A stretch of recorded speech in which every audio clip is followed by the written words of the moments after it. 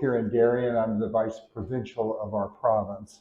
And we're in 6 different countries in the United States. Our province is the most hard to marry. Darien is our headquarters, but we're in the US and Canada, Mexico. We have missions in El Salvador, Peru, and Honduras. As I said, I've been a Carmelite for 40 years, but I'm not really giving this talk because I'm the vice provincial, but it's just because I really love St. Therese a great deal. So before I even made my first Holy Communion, I had a devotion to her.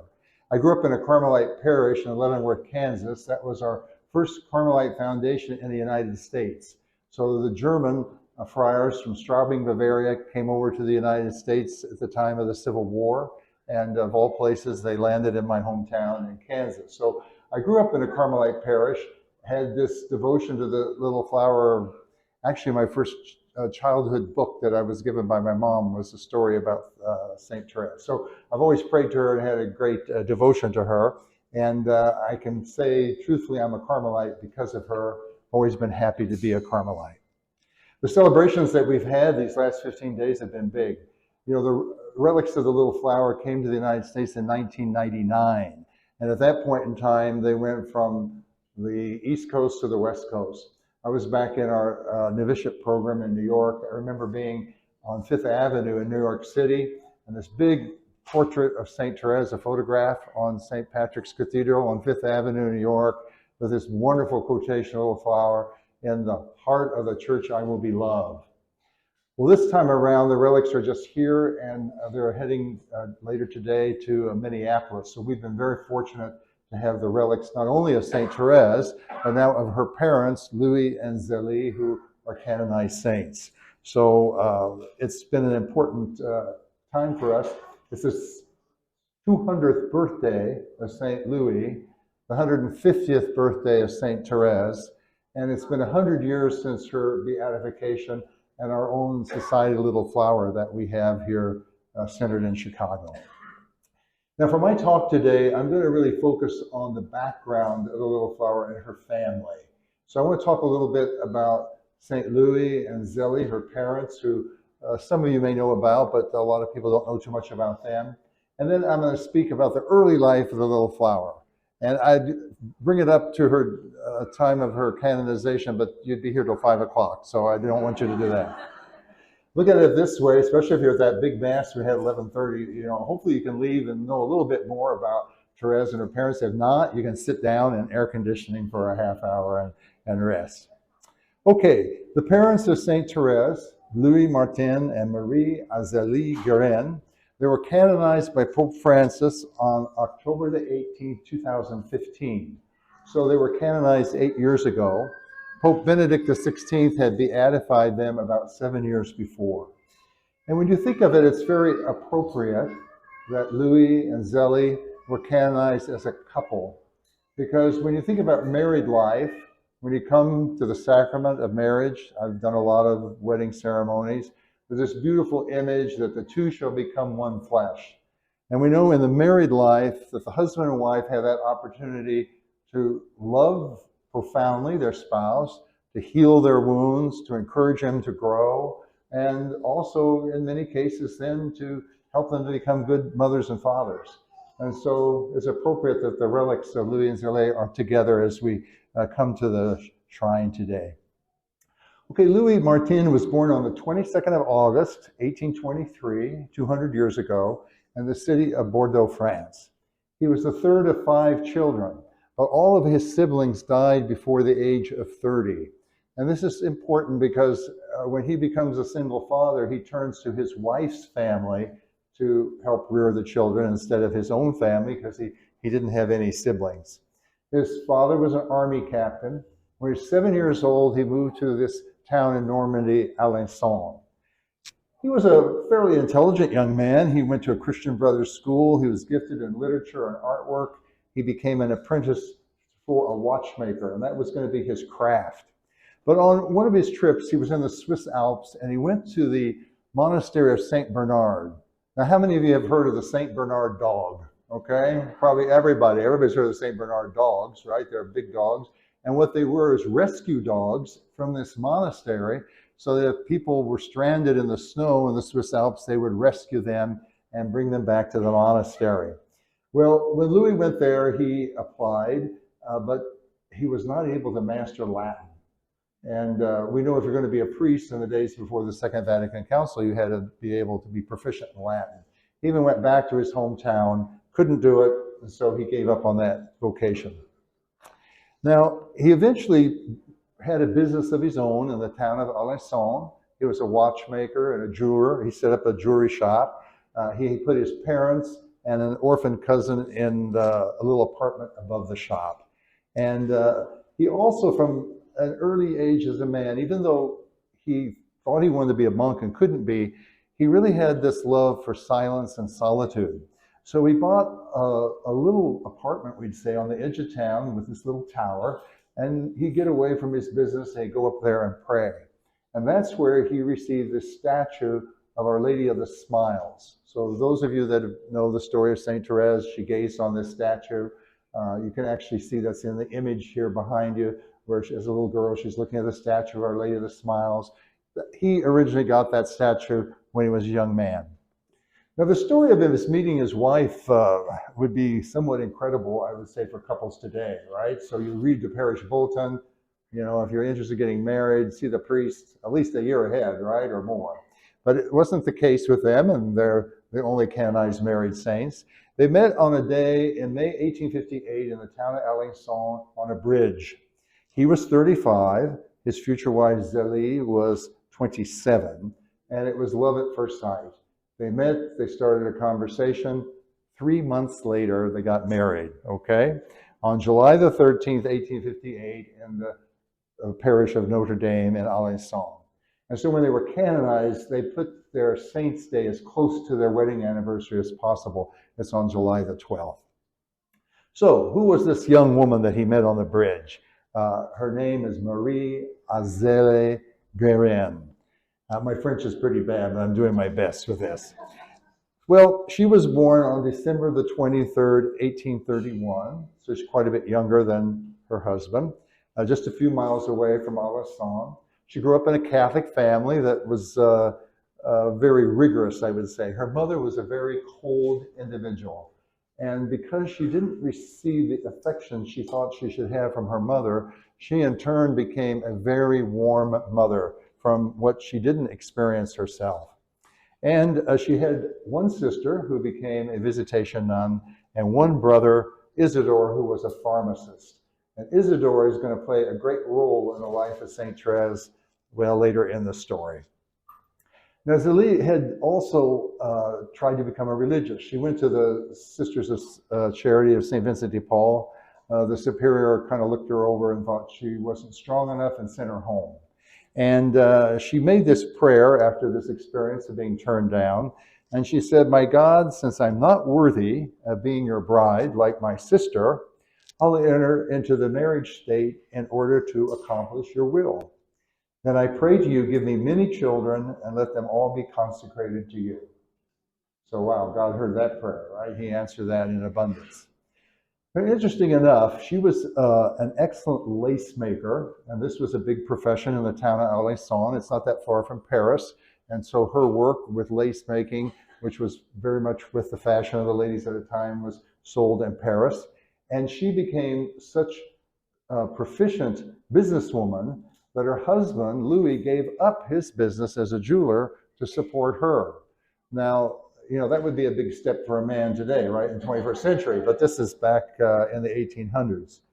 Now, for the first few months of their marriage, this seems somewhat strange to us, but it was true.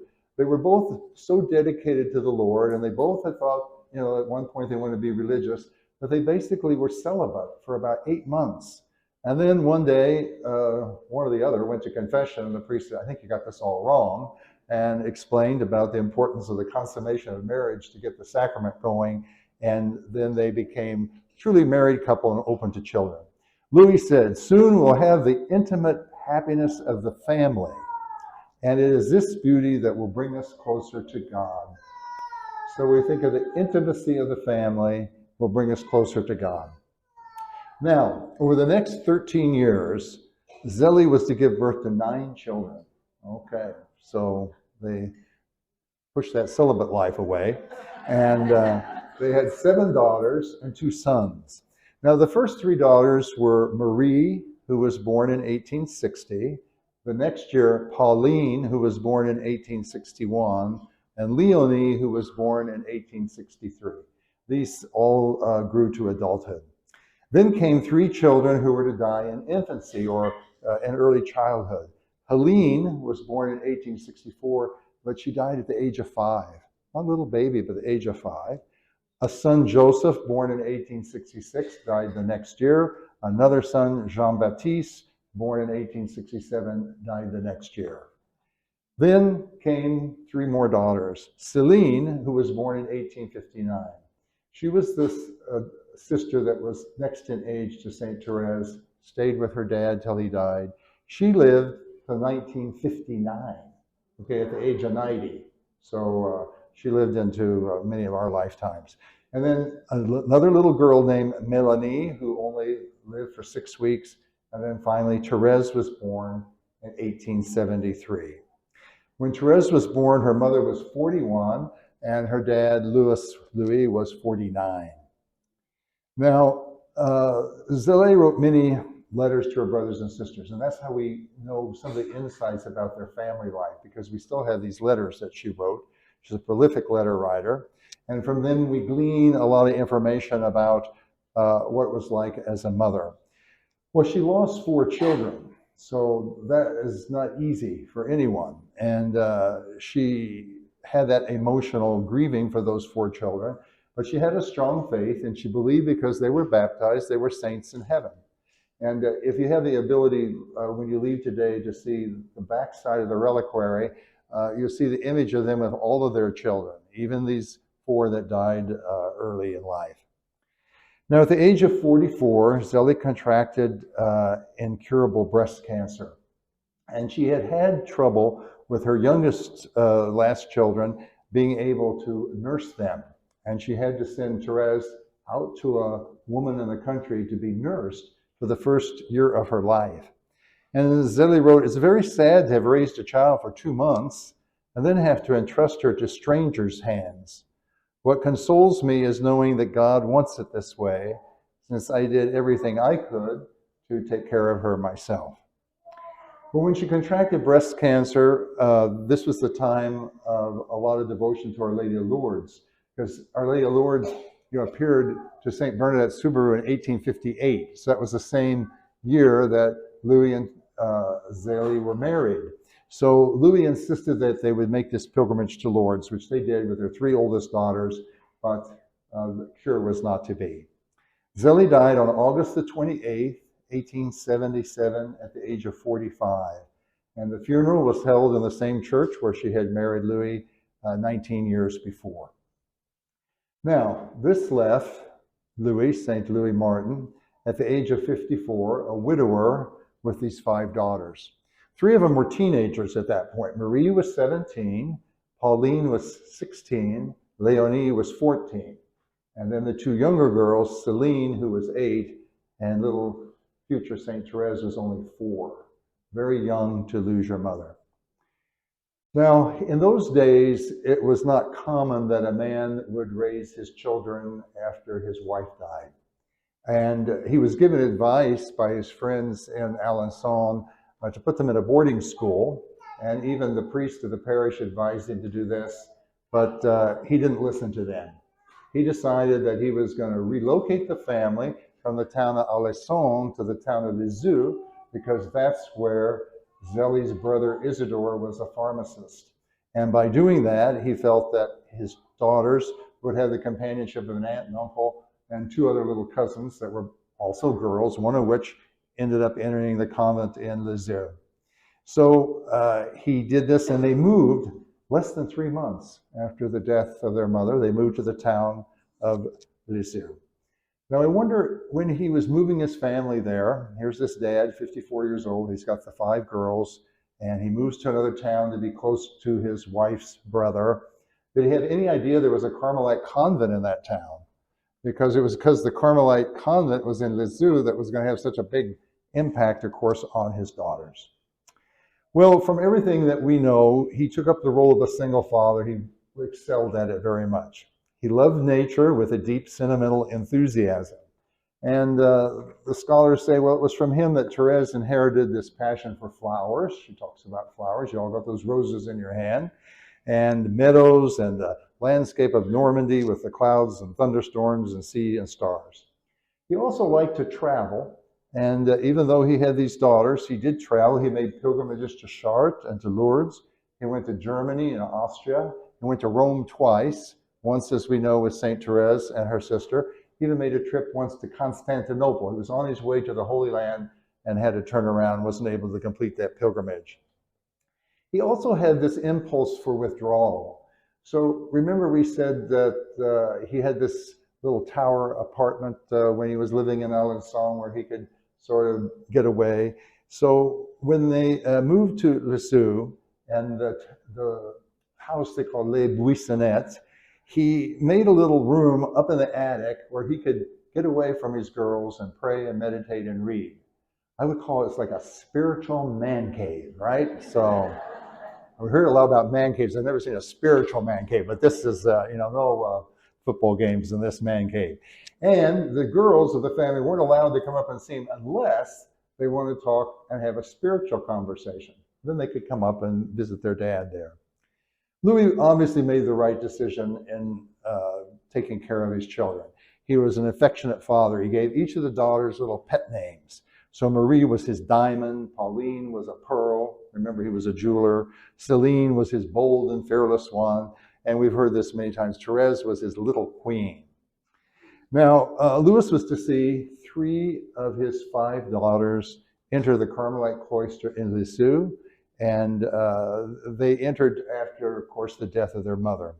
Pauline was the second daughter. She entered the Carmelite cloister at the age of 21 in 1882. Then Marie, who was the older sister, she entered 4 years later at the age of 26. And of course, we know Therese, who was the youngest of the family. She entered 2 years after her sister in 1888 at the age of 15. Leonie, who was seen sort of like the black sheep of the family, always had problems, but was a very faithful young woman.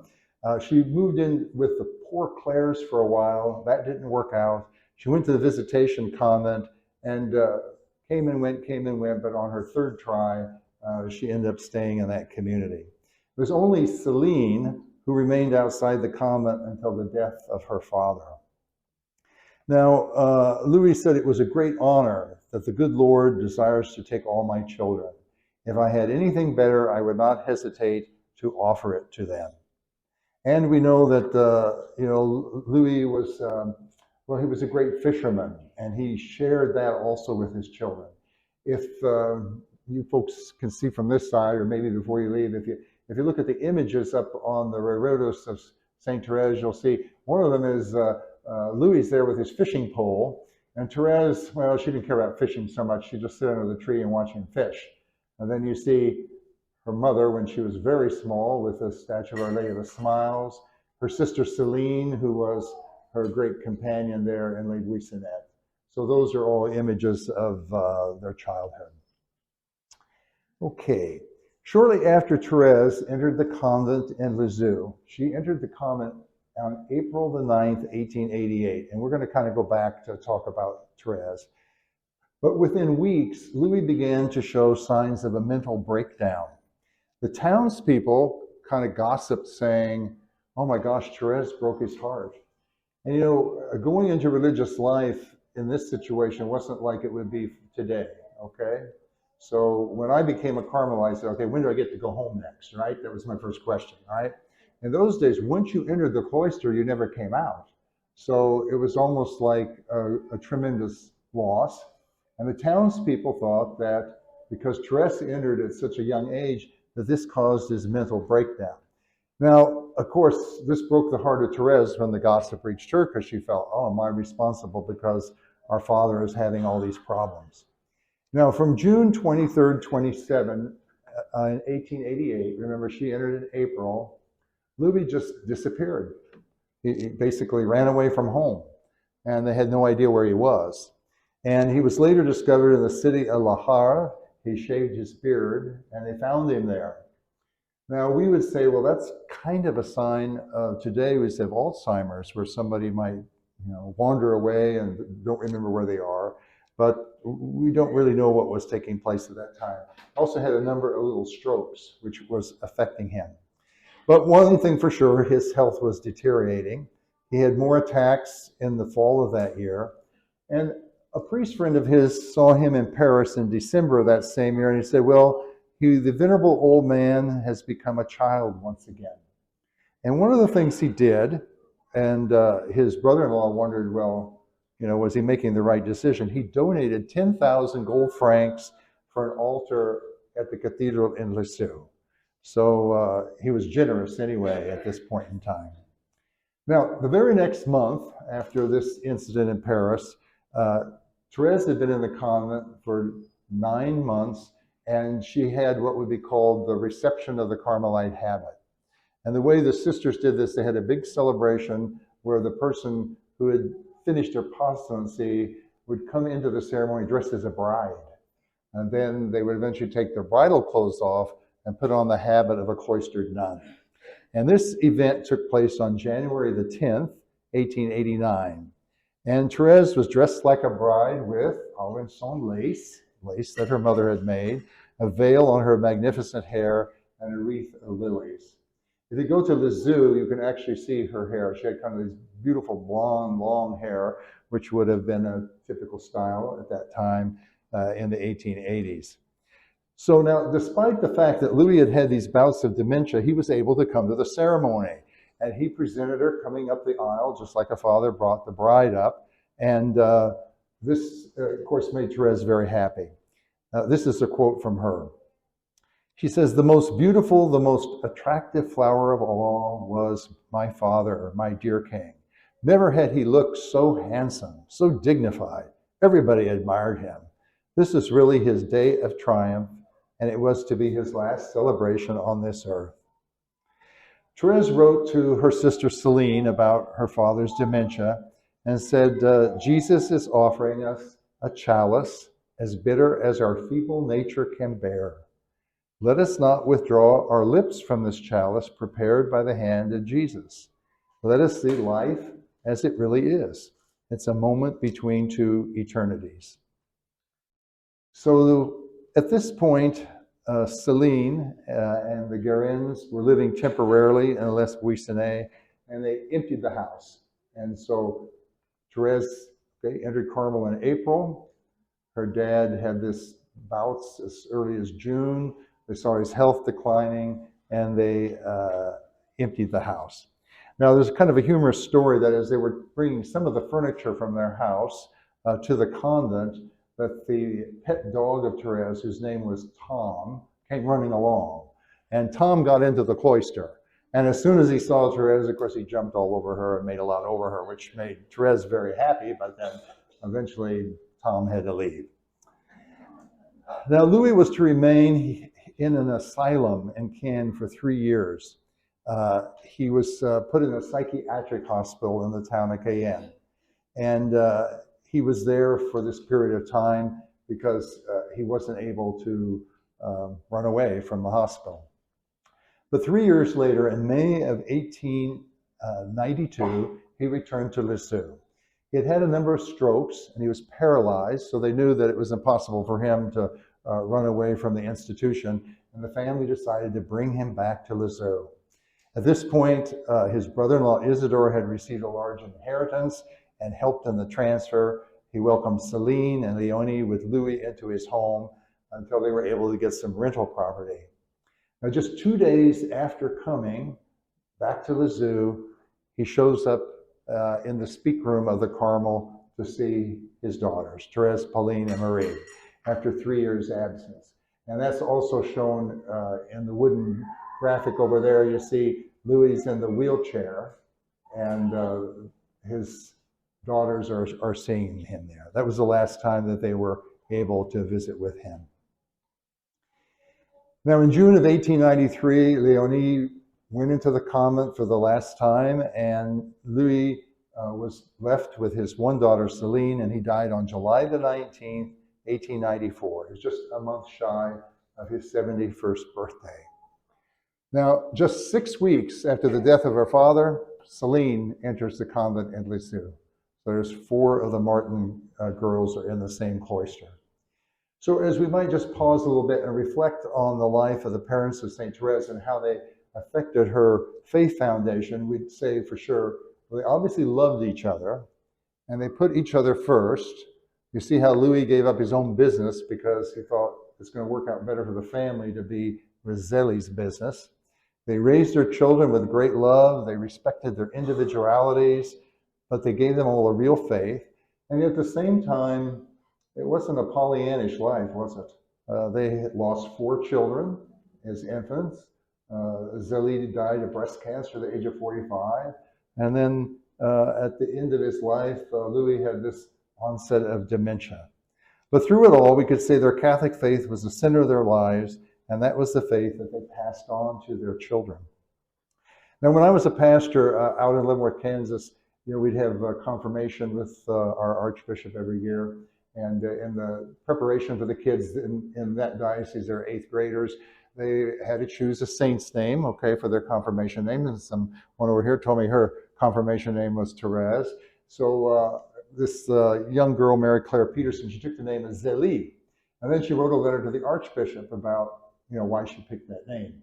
Now, usually the pastor is kind of holding their breath if the kids don't say something so stupid that, one kid said, I want my dog to be my sponsor. We had to have more catechesis. But anyway, but Mary Claire had a beautiful statement, and I mentioned this. She says, and I quote her, Louis and Zélie were not canonized saints on the coattails of St. Therese, but St. Therese is a saint because of her parents. And that's true. It's because her parents passed the faith down, and of course, because she grasped it in such a wonderful way that she truly is a saint. Well, I'm going to continue here and give you a little bit more information now about the life of Therese when she first entered before she enters the Carmel. Therese divided her life, she said in her autobiography, into 4 periods of time. And all of them really took place in her childhood. So the first period of her life was really from her birth till she was 4.5 years old. And we said when she was first born, after a couple months, she had to go and live with this wet nurse in the country, separated from her mother. Then, of course, at the age of 4, her mother died. And then her substitute mother later was Pauline, who eventually is also going to leave her and go into the convent. When she was a little girl, her mother said, well, she's really a high-strung baby. I have to correct her. She goes into a terrible rage when things don't go as she's like. She rolls around on the floor like a desperate person believing all is lost. However, she's quite cute, very intelligent, and remembers everything. So I'm sure the mothers understand these things, okay? When her mother died, this was her memory of the time of her mother's death. She says, the day of Mama's departure, or the day after, Father took me in his arms and said, come kiss your poor little mother for the last time. Without a word, I placed my lips on her forehead. I don't recall having cried very much. Neither did I speak to anyone about the feelings I experienced. I looked and listened in silence. No one had any time to pay attention to me, and I saw many things that would have been hidden from me. She says, how quickly those sunny years passed, those years of my childhood, and what a sweet imprint they have left on my soul. Now, from the age of 4.5 to 14, Therese goes into the second part of her life, and this is one where she actually had, lots of growing up to do. She said, my happy disposition completely changed after Mama's death. I once so full of life became timid and retiring, sensitive to an excessive degree. One look was enough to reduce me to tears, and the only way I was content was to be left alone completely. I could not bear the company of strangers and found my joy only within the intimacy of my family. Now, as I said, sometimes Louis would take his daughter fishing, and she said she was fond of the countryside, the flowers, the birds. She enjoyed that. She said, without knowing I was meditating, my soul was absorbed in prayer. She chose her sister Pauline to be kind of her surrogate mother. She was a teenage sister, and so she took her as her surrogate mother. Celine took the older sister, Marie. And Paulina Marie homeschooled Therese till she was about 8 years old. Then she took her to the Benedictine school. She was in a Benedictine day school for 5 years, and she hated it. She just did not like it at all. Part of the situation was she was very bright. They put her in with older girls. She was like the smartest in the class, but she wasn't able to socialize well with the other kids, and she wasn't able to play their games, and she was bullied somewhat at that point in time. And she said it was really not a happy time. She said, you know, most people look at their school years as a really happy time in their childhood, but it wasn't that way with me. So when Pauline entered the Carmel convent, Therese at this point was about 9 years old, and she went into a kind of a mental funk, I would say, okay? So remember, she'd lost her mother. Now she lost the sisters that she thought was she's only going to see in the speak room, and she was really became very depressed.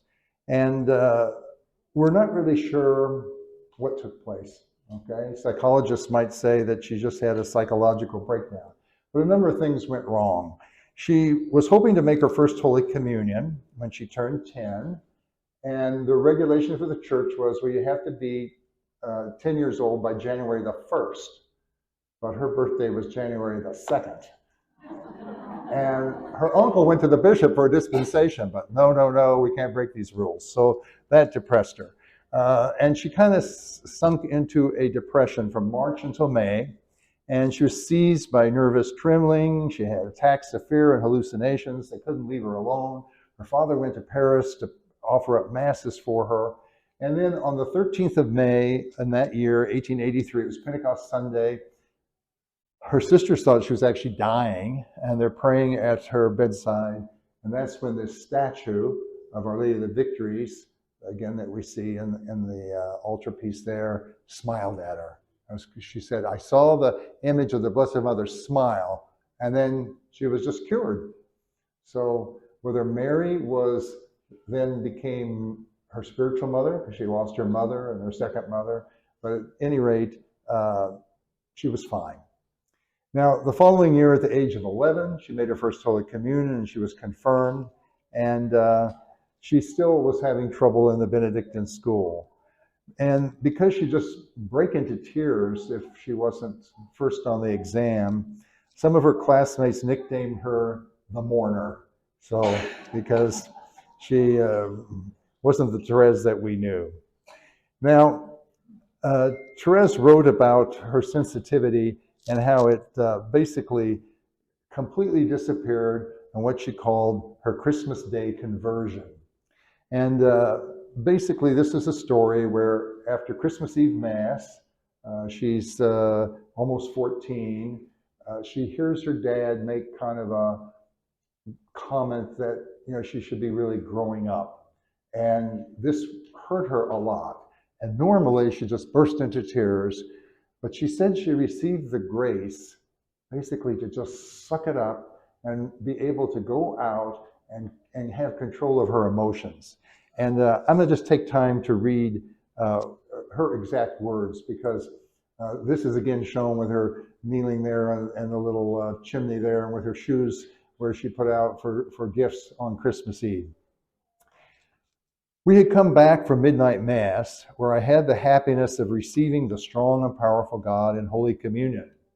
Upon arriving at Les Buissonnettes, I used to love to take my shoes from the chimney corner and examine the presents in them. This old custom had given us so much joy in our youth that Celine wanted to continue treating me as a baby, since I was the youngest of the family. Be kind of like us in the United States having Santa Claus come for little children, right? Papa had always loved to see my happiness and listen to my cries of delight as I drew each surprise from the magic shoes, and my dear king's gaiety increased my own happiness very much. However, on this night, Jesus desired to show me that I was to give up the defects of my childhood, and so withdrew its innocent pleasures. He permitted Papa, tired out after midnight Mass, to experience annoyance when seeing my shoes at the fireplace, and he said, well, fortunately, this will be the last year. Ooh, that was going to hurt Therese. I was going upstairs at the time to remove my hat, and Celine, knowing how sensitive I was and seeing the tears already glistening in my eyes, wanted to cry too, for she loved me very much and understood my grief. She said, "Oh, Therese, don't go downstairs. It would cause you too much grief to look at your slippers right now." But, Therese says, I was no longer the same. Jesus had changed my heart. Forcing back my tears, I descended the stairs rapidly, controlling the pounding of my heart. I took my slippers, placed them in front of Papa, withdrew all the objects joyfully. I had the happy appearance of a queen. Having regained his own cheerfulness, Papa was laughing. Celine believed it was a dream. Fortunately, it was a sweet reality. I had discovered once again the strength of soul, which I had lost at the age of 4.5, and I was to preserve it forever. On that night of light began the third period of my life, the most beautiful and most filled with graces. Now, we might think that that Christmas Eve incident is kind of insignificant. You know, she goes down, but what she did was able to realize not to focus on herself and her own problems, but to focus on the other. And she said, I felt charity enter into my heart and the need to forget myself and to please others. And since then, I've been happy. Now, from that event, it was 15 months until she entered the cloister on April the 9th, 1888. She spoke to her father. He was kind of shocked that she wanted to go into the cloister, but he said, if that's what you want to do, that's what God wants you to do, it's fine with me. Then Therese had an experience which made her realize that her prayers had value. Why would you go to a cloister if you didn't think your prayers had any value? There was a famous criminal by the name of Henri Pranzini who had murdered 2 women and a girl in Paris, and he was up for execution. And Therese had heard about it. Her dad wouldn't let her read the newspapers, but she heard about it. And she went and had a mass offered for his conversion and prayed for him. Well, as he was going to the guillotine, he had refused to see the priest that accompanied him. He didn't go to confession, but right before he was to be beheaded, he grabbed the crucifix that the priest had in his hand and kissed it 3 times. And that showed up in the newspaper. And she said, aha, my prayers have impact. I'm the one that said had this mass over the criminal. So she knew that she had made the right decision by going into the life of a cloister because her prayers had significance in the church. Now, on October the 31st, this is the year before she goes into the convent, Louis and Therese and Celine take a train trip with a pilgrimage from their diocese to Rome. And at this point, they had gone to the bishop to see if Therese would have permission to enter the convent when she turned 15. And the bishop said, well, let me think about that. I'll talk to the Mother Superior. So this trip to Rome, some people think, well, maybe by exposing her to the greater world, Therese might give up on this idea. Or it seemed like Louis was really supporting her and said, well, they're going to see the Pope, so you could always ask the Pope for permission, right? So the point of the pilgrimage was the 50th anniversary of the ordination of Leo XIII. And so they go to Rome. They see many places in the Swiss Alps on the way. They go to Assisi, Genoa. They go to Pisa, Florence. But the heart of the trip was this visit to the Vatican. And on November the 20th, they had this audience with Pope Leo XIII. And the priest who was in charge of it said, you just come in front of the Pope, kiss his ring, and move on. You're not to say anything. Well, Therese and Celine said, we got another plan, okay?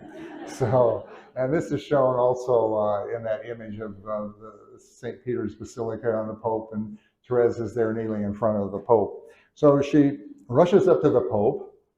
She disobeys the orders and kneels in front of him and say, Holy Father, in honor of your Jubilee, let me enter the cloister at the age of 15. And so Leo XIII, who was quite old, and Therese says in her quote that he's so old one would say he is dead, just said, what? What's this? And so the priest who was on the trip told him, well, this girl wants to enter the cloister at the age of 15. And the Holy Father just says, well, if God wills it, you will enter. Pretty smart answer, really. If God wills it, you'll enter. But it didn't really make Therese feel so good because she didn't get what she was hoping for. Now, we've heard this story a lot, but what's interesting is somehow this event was interesting enough, it showed up in the newspapers, okay? So this French newspaper, L'Univers, had a column of Roman correspondence, and it said, among the pilgrims on this day was a young girl of 15, she's actually 14 at this point, who asked the Holy Father for permission to enter a convent immediately in order to become a religious there. His Holiness urged her to be patient, to pray much, to consult God and her conscience as well, which made the young enthusiast burst into tears. Well, I think she burst into tears. Whether the Pope really said all those wonderful things, we don't really know that. Anyway, she went back to Lisieux. She waited for a letter to come. Was the bishop going to allow it? Louis had some people in Rome that he talked to, and eventually, interestingly enough, on January the 1st, 1888, on the day before Therese's 15th birthday, the Carmelites informed her the prioress was allowing her to enter the convent now that she had turned 15. The bishop had approved it, and all her prayers were answered. She wanted to enter immediately, but her sister Pauline says, don't come here in the winter. It's too cold. And Lent, we have a lot of strict practices. Why don't you come after Easter? So the date was set for her to come on April the 9th. They had transferred the feast of the Annunciation. That was transferred because it fell during Holy Week and the octave to that day. So she entered the convent. And this is just kind of the conclusion of my presentation today. It says, with emotion, Therese remembered her last meal at her family home at Les Buissonnettes. So this is the night before she went into the convent. And if you've ever left home to get married or left home for college, you'll probably appreciate what she had to say. The whole family gathered around the table where I was to sit for the last time. How heartrending these family reunions can really be.